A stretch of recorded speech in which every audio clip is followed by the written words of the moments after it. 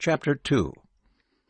And on the third day there was a wedding at Cana in Galilee, and the mother of Jesus was there, and both Jesus and his disciples were invited to the wedding. And when the wine ran out, the mother of Jesus said to him, "They have no wine."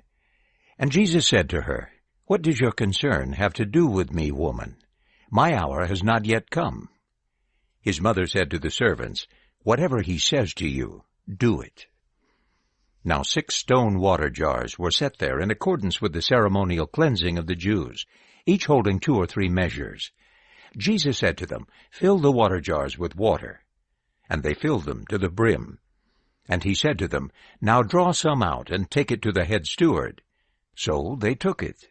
Now when the head steward tasted the water, which had become wine, and did not know where it was from, but the servants who had drawn the water knew, the head steward summoned the bridegroom, and said to him, "Everyone serves the good wine first, and whenever they are drunk, the inferior. You have kept the good wine until now." This beginning of signs Jesus performed at Cana in Galilee, and revealed his glory, and his disciples believed in him. After this he went down to Capernaum, and his mother and brothers and his disciples, and they stayed there a few days.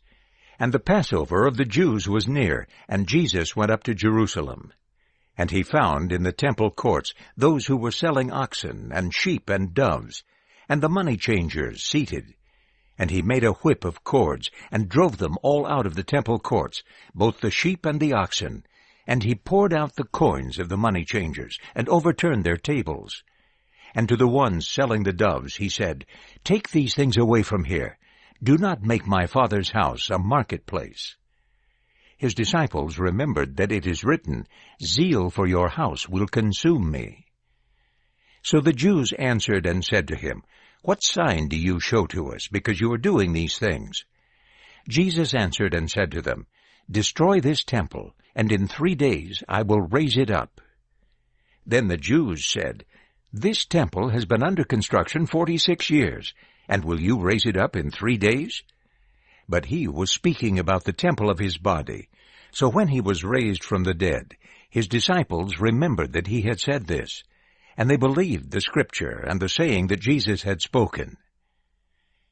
Now while he was in Jerusalem at the Passover, during the feast, many believed in his name, because they saw his signs which he was doing.